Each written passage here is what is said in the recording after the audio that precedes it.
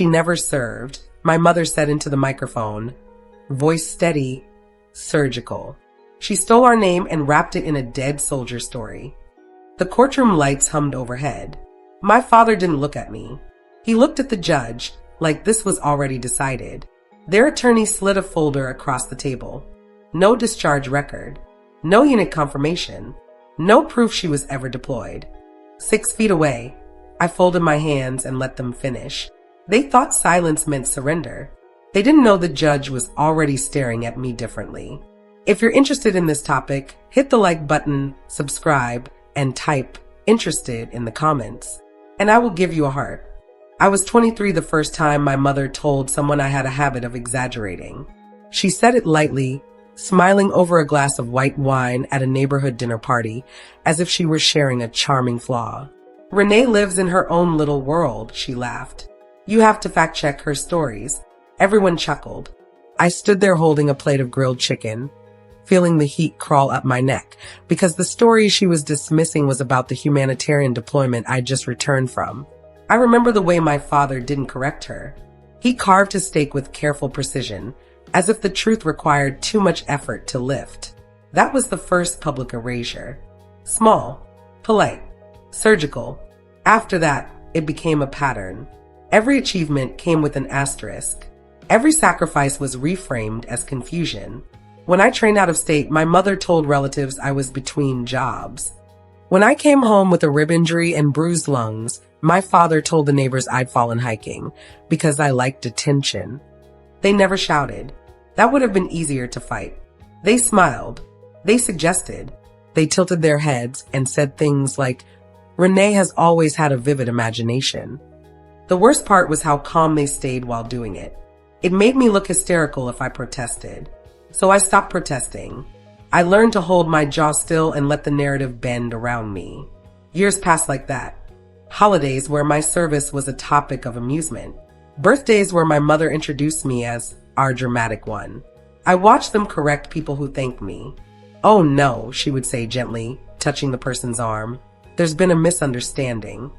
The first time she said it in front of extended family, I felt something inside me harden permanently. I remember exactly how it happened. Thanksgiving. Turkey already carved. My uncle asking about deployment rotations. My mother interrupting before I could answer. Sweetheart, she said, eyes soft but voice firm. Let's not tell stories. The room went quiet. Forks hovered midair. My father cleared his throat and added, it's complicated. That word. Complicated. As if complexity automatically meant fiction. I excused myself, walked into the bathroom, locked the door, and pressed my palms against the sink until the shaking stopped. That night, I opened the cedar chest in my apartment and stared at my folded uniform for a long time. I didn't put it on. I just let the fabric sit there like proof I wasn't allowed to show. You ever had someone rewrite you slowly enough that you start questioning your own memory? Tell me where you're watching from, because I want to know how far this story travels. I want to know if someone in another city has felt this exact quiet theft. It wasn't just social humiliation. It was strategic. My parents began planting doubts formally. Emails to extended family. Casual mentions to community leaders. My mother volunteered at the local Veterans Auxiliary and once joked during a meeting that some people love the aesthetic of service more than the substance. I found out weeks later when a woman I'd never met asked if I had considered therapy for delusions. I remember the smell of coffee in that church basement. I remember how steady my voice stayed when I said, "What exactly have you been told?" The answer came wrapped in concern, that I had fabricated deployment stories, that I'd copied details from news reports, that I had been confused after college and created a persona to cope. It would have been almost impressive if it weren't about me. My father's approach was colder. He questioned paperwork. He asked to see copies of documents I legally couldn't distribute. When I refused, he nodded as if that confirmed everything. Transparency builds trust, he said once across their kitchen table, fingers laced together. If you have nothing to hide, show us. I told him certain records were sealed. He leaned back in his chair and gave my mother a look that said, "See." That look was worse than any accusation. They never confronted me in private with anger. They built a narrative publicly with patience. The first formal strike came in the form of a letter, certified mail. I remember the weight of it in my hands. It accused me of misrepresenting military affiliation in order to access benefits tied to family status and community recognition. It stated that as my legal guardians during part of my early adult life, they felt obligated to correct the record. That phrase again, correct the record, as if I were a typo. I sat on my apartment floor and read it 3 times before folding it back into its envelope. I didn't cry. I made tea. I opened my laptop. I began gathering copies of everything I was allowed to access. Deployment dates, redacted confirmations, correspondence from commanding officers that contained more black ink than visible text. I knew most people would see the redactions as absence instead of protection. That was the trap. My parents were betting on visibility. If it couldn't be displayed publicly, it could be dismissed publicly. They were counting on the fact that certain truths are designed to stay quiet. The day they filed suit, I wasn't surprised. I was almost relieved, because private erasure is slippery. Legal accusation is solid.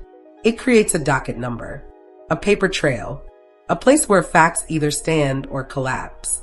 Still, I replayed every dinner, every holiday, every soft correction they've made over the years and realized this had been building carefully. They had positioned themselves as concerned parents of a troubled daughter long before stepping into that courtroom. They had rehearsed their disbelief so many times it sounded like compassion. And I had let them underestimate me the entire time. What they didn't know was that silence is not emptiness. It's storage. And I had been storing something they never thought to look for. The first thing I did after the suit was filed was not call a lawyer. That's what they expected. Panic. Reaction. A visible scramble that would confirm their portrait of me as unstable and improvisational. Instead, I drove to the small credit union on Maple Street where I'd opened my first account at 17. The branch manager, Mrs. Klein, still wore the same square glasses and still kept a porcelain lighthouse on her desk. I sat down, placed the certified letter in front of her, and asked for a printed history of every transfer connected to my name for the past 7 years. She hesitated, then nodded, fingers moving carefully across the keyboard. The printer behind her began to hum, page after page sliding out with mechanical indifference. Dates, amounts, routing confirmations, quiet proof of where my money had gone. Because while my parents were busy correcting the record publicly, they had been accepting private deposits from me for years. Tuition assistance I wired when my father claimed the mortgage was underwater. Medical bills I paid when my mother said insurance wouldn't cover a procedure. Property tax shortages I closed quietly so they wouldn't lose the house they loved to posture from. Every transfer labeled simply family support. I never asked for acknowledgement. I never asked for repayment, but I kept the receipts. I slid the stack into a manila folder and thanked Mrs. Klein without explanation. From there, I drove to a self-storage facility off the highway. Climate controlled. Security coded. Unit B17. I unlocked it and stepped inside the narrow metal room where 2 filing cabinets stood against the back wall. I had started renting that unit 3 years ago after my father first demanded to see documentation I couldn't legally distribute. Inside those cabinets were copies of everything I was permitted to retain. Email confirmations from a Pentagon liaison stating certain files were under non-disclosure due to Joint Task Force classification. Correspondence from a military ombudsman advising me not to release operational details to civilians, even family. A notarized letter acknowledging my participation in provisional medical response under emergency authority. The ink on that letter had a raised seal you could feel with your thumb. I ran my thumb over it again, grounding myself in texture, not memory. My parents were betting on spectacle. I was building a structure. I scanned each document again that afternoon, this time saving encrypted copies to a secure drive and uploading duplicates to a cloud vault under a name that didn't trace back easily. I labeled everything chronologically. I cross-referenced dates against the transfers to my parents. Because if they wanted to argue I fabricated service to gain advantage, I would show the direction of advantage clearly. Money flowing outward, not inward. Sacrifice measurable in bank statements, not sentiment. The next step required patience. I did not respond to their attorney immediately. I let the silence stretch until he sent a follow-up email marked urgent. Only then did I reply with 3 sentences. Please provide full accounting of alleged fraudulent benefit claims. Specify dollar amount and source. Confirm whether plaintiffs received financial support from defendant during alleged period of deception. I kept my tone clinical. Within 48 hours, their side filed an amended complaint that shifted focus away from finances and toward reputation damage. That pivot told me what I needed to know. They didn't actually have numbers. They had narrative. Meanwhile, I scheduled a consultation with a legal advisor who specialized in classified service disputes. His office was in a narrow building downtown, 3rd floor, no signage. He read through my documents slowly, nodding once at the liaison letter. They're counting on the redactions to look suspicious, he said. I nodded. And they're counting on you to get emotional in court. I didn't answer. He leaned back. Do you want to countersue? I thought about it. About dragging every private transfer into public light. About itemizing generosity as leverage. Not yet, I said. I want them to keep talking. He smiled slightly. Then let them underestimate you. That word again. Underestimate. They had done it my entire life. When I wired them money, they called it help. When I refused to explain sealed documents, they called it evasion. When I stayed calm, they called it detachment. They never once asked why I never requested recognition. The answer was simple. I had signed something that required silence, and I intended to honor it. But honoring it did not mean allowing defamation to calcify into fact. The court date approached like a pressure system building offshore. My parents continued planting seeds, socially.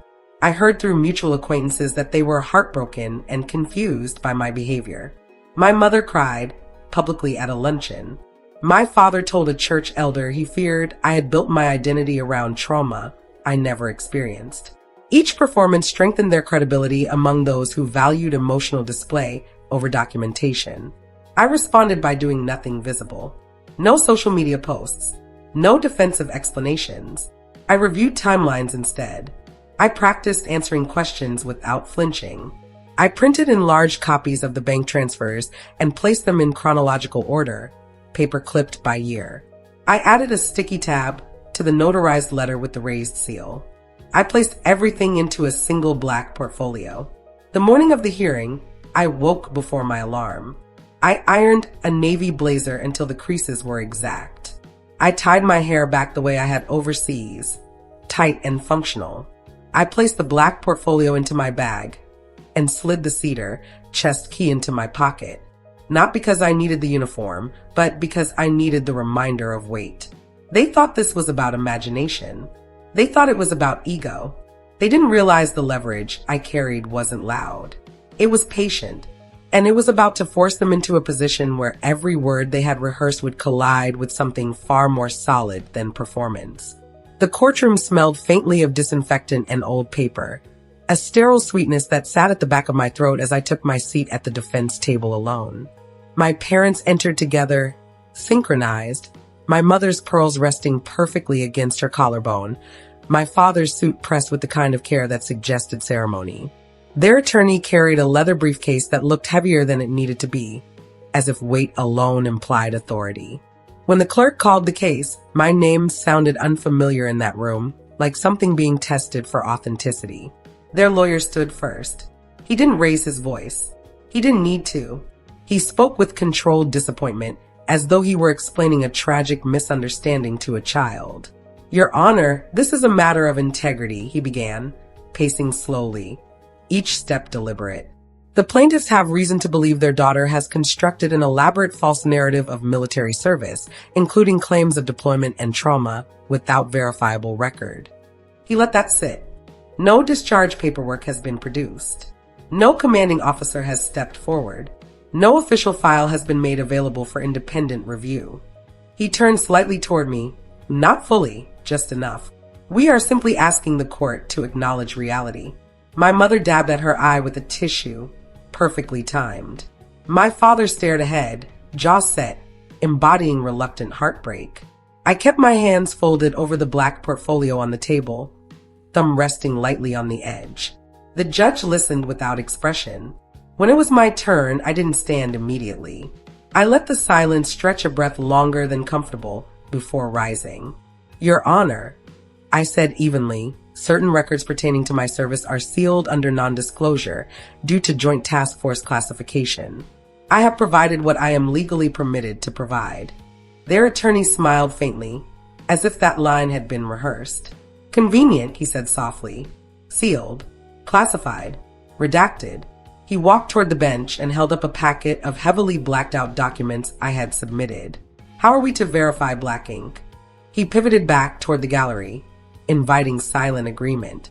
That was when the first shift occurred, subtle but real. The judge leaned forward slightly, eyes narrowing not at me, but at him.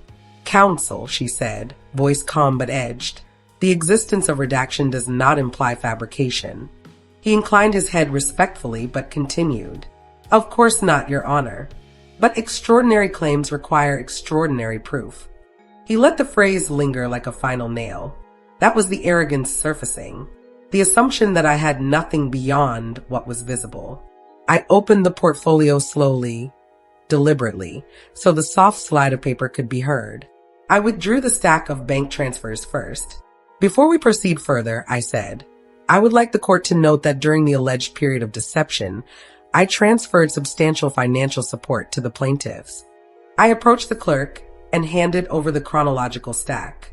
The judge reviewed the first page, then the second. Her brow lifted slightly. These are consistent monthly transfers, she observed. Yes, Your Honor. I did not look at my parents. Totaling, she asked. I answered with the exact figure, down to the cent. My mother's tissue stilled midair. Their attorney adjusted his tie. Financial generosity does not authenticate military service, he said quickly. No, I agreed. But it does contradict motive. That landed, because their argument hinged on me fabricating service for personal gain. Money flowing in. Instead, the record showed money flowing out. The judge nodded once, thoughtful. Proceed, she said. The attorney shifted tactics. He called into question the notarized letter. He suggested provisional status could be misinterpreted. He implied I had attached myself to official operations in an administrative capacity and inflated my role. His voice grew sharper, more certain as he pressed. That certainty was what I had been waiting for. Because certainty makes people careless. As he spoke, he requested the court compel full disclosure of my sealed file. If she has nothing to hide, he said, echoing my father's kitchen table refrain, she should have no objection to transparency. There it was again. Transparency as weapon. I kept my expression neutral. Your Honor, I said carefully, I object to any request that violates federal non-disclosure agreements under which I remain bound. The room felt tighter suddenly. The judge studied me, then asked a single question. Are you willing to submit documentation for in-camera review? That was the opening. Yes, I replied without hesitation. The attorney faltered a fraction of a second. He had expected resistance. Instead, I reached into the portfolio and removed a sealed envelope marked with a federal insignia. I placed it gently on the clerk's desk. This was provided to me under emergency exception release parameters for judicial verification only. The room shifted again, air changing density. The judge examined the seal closely before nodding to the clerk. As the envelope was opened, pages slid out with the crisp sound of official paper. Deployment logs. A medevac authorization with coordinates partially redacted, but legible enough for confirmation. A call sign printed in black ink that had lived in my chest for years. The judge read silently, face composed, but eyes sharpening. Across the aisle, my father's knuckles whitened around his water bottle. My mother's pearls trembled against her throat. Their attorney attempted to regain footing. Your Honor, even if limited service occurred, the extent of her claims, the judge raised a hand, stopping him mid-sentence. Counsel, she said evenly, the court will verify these documents. Her tone had changed. Less speculative, more definitive. She closed the folder and looked directly at me. For the first time since the hearing began, her expression held something beyond neutrality. Recognition flickered there, faint but unmistakable. And that was when I understood the imbalance had begun to tilt. Because institutional verification moves differently than accusation. It doesn't shout. It confirms. The judge called for a brief recess to review the materials further. As the gavel struck lightly, reporters in the gallery leaned forward, sensing movement beneath the surface. My parents avoided my eyes as they stood. Their attorney whispered urgently, his earlier confidence thinning at the edges. I remained seated until the room began to empty, hands still folded, pulse steady. The system was no longer operating on their narrative alone. It was now operating on record, and records, unlike rumors, don't tremble when examined. But there was still something they did not know, something larger than deployment logs or bank transfers, something that would not just verify me, but force the entire structure of their accusation to fracture in full view. The recess did not feel like a pause, it felt like a recalibration. I stayed seated while the courtroom thinned out, listening to the scrape of chairs and the low murmur of speculation ripple toward the hallway. My parents huddled with their attorney near the window, his gestures sharper now, less theatrical and more urgent. My mother's posture had changed. The softness was gone. Her shoulders were rigid, pearls no longer decorative but armor. My father kept glancing toward the sealed documents on the clerk's desk, as if proximity alone might reveal their contents. I didn't look at them long. I focused instead on the bench where the judge had disappeared with the file. Institutional review is quiet. No drama, just pages turning, seals examined, dates cross-checked against federal registries that do not entertain rumor. When the bailiff signaled that the court would reconvene, the atmosphere had shifted. The air felt heavier, denser, like humidity before a storm breaks. The judge returned with the folder closed in her hands, her expression no longer neutral. It wasn't warm either. It was resolved. She sat, adjusted the microphone slightly, and looked first at counsel for the plaintiffs. The court has reviewed the submitted materials under in-camera inspection, she began, voice steady and clear. Verification has been confirmed through appropriate federal channels. There was a faint intake of breath from the gallery. My mother's hand moved instinctively to her throat. Their attorney opened his mouth, then closed it again, recalculating. The judge continued, the defendant's service record is subject to lawful redaction due to operational classification. That classification does not invalidate the record. Each word landed precisely. I watched my father's jaw tighten, the muscle jumping once near his temple. This was the first crack. Not emotional, structural. Their entire case depended on absence equaling fabrication. The system had just acknowledged presence. Their attorney attempted to pivot. Your Honor, even if limited participation occurred, the plaintiffs maintain that the defendant has exaggerated the nature of her involvement. The judge cut him off gently but firmly. Counsel, the court will not entertain speculation when documentation confirms material facts. The word material echoed in the room. Not sentimental, not interpretive, material. I felt something in my chest settle deeper. Not relief yet, but alignment. The judge then turned to me. Miss Halstead, are you prepared to address the allegation of reputational misrepresentation? That was the door opening wider. Yes, Your Honor, I said, and stepped forward with the second section of my portfolio. This time, I did not hand over redacted logs. I handed over correspondence, printed emails between my mother and various community members, messages forwarded to me by concerned acquaintances, statements in which she described my service claims as a coping mechanism and a constructed identity. Each one time-stamped, each one saved. The judge scanned the first page, then the next. Her eyes moved more quickly now. My parents' attorney stiffened. How were these obtained? He demanded. They were sent to me by recipients who believed I deserved to see what was being said about me, I replied evenly. I did not elaborate. I didn't need to. The judge placed the stack down carefully.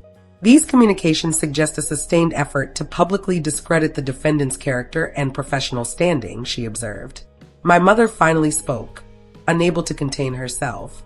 We were concerned, she said, voice trembling but sharp. She was spiraling into something we couldn't recognize. The judge's gaze shifted to her.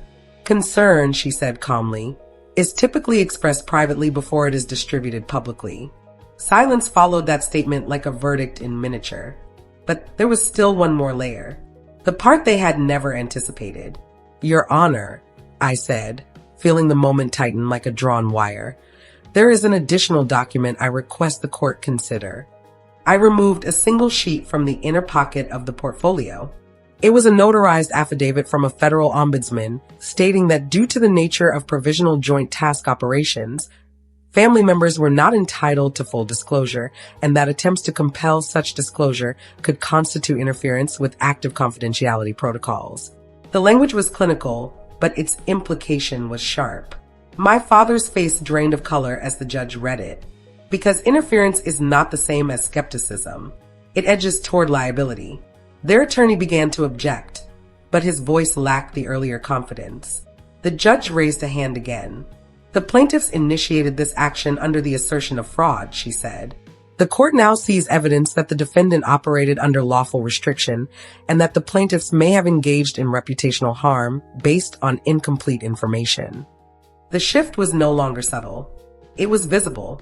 My mother's composure fractured first. We just wanted the truth, she insisted, but the words sounded thinner now, stripped of their earlier certainty. The judge regarded her for a long moment before responding. The truth, she said quietly, often requires patience. The gallery was completely still. Reporters had stopped typing. My father leaned toward his attorney, whispering urgently. The attorney nodded, but his eyes kept flicking toward the affidavit as if calculating new risk. That was the moment I understood something fundamental. This was no longer about whether I had served. That had been confirmed. This was about motive reversal. They had accused me of fabrication for gain. The documentation now suggested they had pursued accusation without due diligence, potentially exposing themselves to countersuit for defamation and interference. The imbalance had inverted. The judge straightened slightly. Counsel, she said to their attorney, does the plaintiff wish to continue pursuing this claim in light of verified documentation and potential exposure? The question hung like a blade suspended by thread. My mother looked at my father, searching for certainty. He did not find it. Their attorney requested a brief sidebar. As they approached the bench, I remained at the defense table, hands resting lightly on the portfolio, pulse steady but aware of the acceleration building beneath the surface. The system was turning, but not abruptly. Methodically, each document had tightened the structure around them. Each confirmation had reduced their space to maneuver. When the attorney returned from sidebar, his earlier performance had dissolved into calculation. He requested time to reconsider the scope of the complaint. The judge's expression did not soften. The court will recess briefly, she said, and upon return we will determine the appropriate disposition. As the gavel tapped again, the room erupted into hushed speculation. My parents avoided my gaze completely now. The narrative they had rehearsed for years was collapsing under documented weight. But there was still one final element that would not just end the case, but expose the full contradiction of their accusation in a way no one in that courtroom would forget. When the court reconvened the second time, the air felt electrically thin, like the second before a breaker flips. My parents returned to their seats slower than before, their attorney no longer walking ahead of them, but slightly behind, as if recalculating the optics of leadership. I stayed standing this time when the judge entered. I wanted to feel the weight in my legs. I wanted to feel the floor steady beneath me. The judge did not waste time. The court has reviewed verified federal confirmation, she began, voice controlled and unmistakably firm. It has also reviewed evidence suggesting sustained public statements by the plaintiffs that contradict documented fact. She paused just long enough for the words to settle into the wood paneling and the watching faces. My mother's lips parted, then pressed together again. My father stared straight ahead, as if refusing to acknowledge gravity might suspend it. Their attorney stood carefully. Your Honor, the plaintiffs wish to amend their complaint to focus solely on reputational confusion rather than fraudulent intent. It was an attempt at retreat dressed as refinement. The judge regarded him without expression. Counsel, the original allegation explicitly asserted fabrication of military service and unlawful benefit acquisition. Her eyes flicked toward me briefly. That assertion has been materially disproven. Silence expanded outward from the bench. The gallery leaned in. I could hear the faint rustle of a reporter's sleeve. My mother broke first. "We were misled," she said suddenly, voice cracking under pressure she could no longer disguise as concern. The redactions, the secrecy, it didn't make sense. I turned toward her for the first time that day. "It wasn't meant to," I said quietly. The judge lifted a hand to prevent escalation. "The defendant operated under lawful non-disclosure," she said. "Lack of access does not grant license to accuse." My father shifted in his seat, finally looking at me, and for the first time his expression wasn't certainty or skepticism. It was calculation unraveling. The judge then did something I hadn't predicted, but had quietly prepared for. "Miss Halstead," she said, "do you wish to pursue counterclaims for defamation or interference?" The room sharpened instantly. Every head turned toward me. This was the visible moment. The reversal no longer theoretical, but executable. I had prepared the paperwork. It sat in the back of the portfolio, signed but undelivered. I stepped forward slowly, feeling each footfall deliberate against the marble. "Your Honor," I said evenly, "I am prepared to file counterclaims should the plaintiffs continue to assert reputational harm without basis." I did not raise my voice. I did not look at my parents again. The judge nodded once. "Counsel," she said to their attorney, "the court strongly advises reconsideration." That was the fracture widening. My mother whispered urgently to my father. He shook his head once, sharply, then leaned toward their attorney. The whispering grew more intense, no longer controlled. The attorney's posture shifted from assertive to defensive in real time. "Your Honor," he said finally. The plaintiffs moved to voluntarily dismiss their complaint. The words sounded heavier than the briefcase he had carried in with such confidence. A faint murmur rippled through the gallery. The judge did not respond immediately. She let the silence work. "Dismissal with prejudice?" she asked calmly. That distinction mattered. Without prejudice meant they could attempt again. With prejudice meant finality. The attorney hesitated half a second too long. "With prejudice," he said at last. My mother inhaled sharply as if the air itself had betrayed her. The judge nodded. So entered. The gavel struck once. Clean. Final. It echoed off the high ceiling and into the corners of the room where rumors had once lived comfortably. My parents remained seated for a moment, stunned by the speed of collapse. My father stood first, but the authority in his posture had dissolved. My mother gathered her purse with trembling fingers, pearls no longer steady. As they turned to leave, a reporter called out, "Do you regret filing the suit?" My father did not answer. My mother opened her mouth, then closed it again. There was nothing left to perform. I remained standing until they passed behind me. I did not step aside quickly. I did not offer them my contact. I simply existed, solid and unerasable, in the aisle they had tried to clear of me for years. If you stayed with this story to this point, you already understand that silence is not weakness and documentation is not drama. Consider subscribing if you appreciate stories where systems matter more than spectacle. Outside the courthouse, the humidity pressed against my skin, thick and grounding. A few veterans who had observed the hearing nodded as I stepped down the stone stairs. One older man lifted his hand briefly in acknowledgement. No applause, no theatrics, just recognition. Reporters circled, asking for comment. I kept my answers measured. "The record speaks," I said once and left it there. My phone vibrated repeatedly with notifications from people who had once avoided the topic entirely.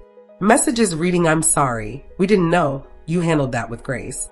I didn't respond immediately.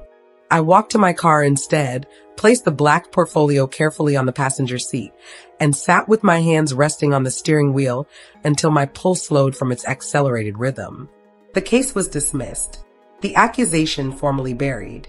But as I looked at my reflection in the windshield, I understood something deeper was still unsettled. They had withdrawn legally, yes. They had retreated publicly. But erasure leaves residue. And there was still one final conversation, one final decision that would determine whether this ended as a courtroom victory or something far more permanent. I did not drive home immediately. I sat in the courthouse parking lot long enough for the reporters to disperse and for the veterans who had nodded at me to filter back into their own lives. The engine was off. The black portfolio rested on the passenger seat. The edges of the documents aligned with the kind of order that only comes after chaos is contained. My hands were steady now, but I could still feel the echo of the gavel in my bones. Dismissed with prejudice. 2 words that sounded procedural but felt surgical. They had tried to reduce me to an accusation. The system had reduced their accusation to nothing. My phone buzzed again. I turned it face down without looking, because the next move was not public. It was personal. I drove to the house I grew up in just before dusk, when the sky was neither day nor night, but something suspended in between. The porch light was already on. My father always turned it on early, as if illumination alone guaranteed order. I parked at the curb, not in the driveway. Small boundary. I walked up the concrete path slowly, noticing cracks I had memorized as a child. I knocked once. My mother opened the door. She looked smaller without the courtroom posture, without the performance. Her pearls were gone. Her eyes were red but dry. For a moment, neither of us spoke. The house smelled the same. Lemon cleaner and old wood. "You didn't have to countersue," she said finally, voice low. Not an apology. An observation wrapped in relief. "I was prepared to," I replied. I stepped inside without waiting for invitation. My father stood in the living room near the mantel, arms crossed, jaw tight but not defiant. Just tired. The television was off. The silence was real this time, not strategic. I set the black portfolio on the coffee table and opened it deliberately, not to threaten, to clarify. I removed the stack of bank transfers first and placed them in front of my father. "You accepted these," I said evenly. He looked down but did not touch them. "We never asked you to," he said. The sentence was precise. I nodded once. "You told me the house was at risk," I replied. "You told me medical bills were unmanageable. You implied urgency." My mother shifted. "We were under pressure," she said. "So was I answered. The words were not sharp. They were flat. I then removed the printed emails, the ones they had sent to community members questioning my stability. I placed them on top of the bank statements. "You didn't confront me privately," I said. "You curated doubt publicly." My father finally reached for one page, scanning his own words. He exhaled slowly. "We thought you were spiraling," he said. "You thought that because you weren't allowed access to information," I replied. "And instead of accepting that boundary, you chose to define it as deception." The room felt smaller, not hostile, contained. My mother sat down on the edge of the armchair as if her knees had given way. "We didn't understand," she whispered. "You didn't need to," I said. "You needed to trust." That was the fracture beneath everything. Not service, not documentation. Trust. They had mistaken confidentiality for ego. They had mistaken silence for instability. I removed one final item from the portfolio, a small velvet pouch. I opened it and placed the coin on the table. The chipped edge caught the lamplight. "This was given to me by someone whose life intersected with mine under conditions you will never fully know," I said quietly. I kept quiet because I signed something that required it, not because I wanted admiration. My father looked at the coin but did not reach for it. "You could have told us that much," he said. "I tried," I answered. "You called it imagination." That landed heavier than any document. The house absorbed the weight of it. Outside, a car drove past slowly, headlights sliding across the curtains. My mother finally spoke again. "What happens now?" It was the first question that wasn't defensive. I closed the portfolio calmly. "Now," I said, "you stop talking about me in rooms I'm not in." I met her eyes directly. "You correct what you've said. Specifically, not vaguely." My father bristled slightly. Publicly, he asked. "Yes," I said. "The same way you created doubt." The silence that followed was not negotiation. It was reckoning. They had been comfortable shaping narrative because I had allowed it. That ended now. My father walked to the window, stared out at the darkening street. "And if we don't?" he asked without turning. "Then I file," I said simply. Not angry, not loud, just factual. He nodded once, almost imperceptibly. "You've become very cold," he said after a moment. I considered that. No, I replied. I've become precise. My mother began to cry then, not dramatically, not performative. Just quiet tears. She did not try to weaponize. I watched without moving to comfort her. Compassion does not require surrender. Eventually, my father turned back toward me. We were wrong, he said. The words sounded foreign in his mouth, like a language he rarely practiced. It wasn't a speech. It wasn't poetic, but it was direct. My mother nodded through tears. We were wrong. I held their gaze for a long moment, measuring sincerity not by tone, but by posture, by the absence of justification. Then you correct it, I said again. And you don't speak on my service again unless you are defending it. My father straightened slightly, as if absorbing instruction instead of issuing it for once. Understood, he said. I picked up the coin, slipped it back into the pouch, and placed it inside my coat pocket. I did not hug them. I did not stay for dinner. I walked back out through the front door and into the cool night air. The porch light hummed above me. As I reached the sidewalk, I heard my father's voice inside the house, lower now, instructing my mother to call the church elder first, to correct the record. The phrase almost made me smile, but I kept walking. The next weeks unfolded quietly. Public statements were made, specific corrections issued. My mother stood in the same church basement where doubt had been planted and said plainly, we were mistaken. My father spoke to the auxiliary group and clarified that my service was verified and honorable. The ripple moved outward. Not loud, not viral, just steady. Some people avoided eye contact when they saw me at the grocery store. Others nodded with newfound respect. I did not chase validation. I focused on structure. I consulted with my attorney about sealing certain elements of the case permanently. I ensured the dismissal was indexed clearly so that future background checks would reflect the outcome without ambiguity. I rebuilt my online presence slowly, not with dramatic declarations, but with controlled transparency. The cedar chest in my apartment remained where it always had been. One night, weeks later, I opened it again.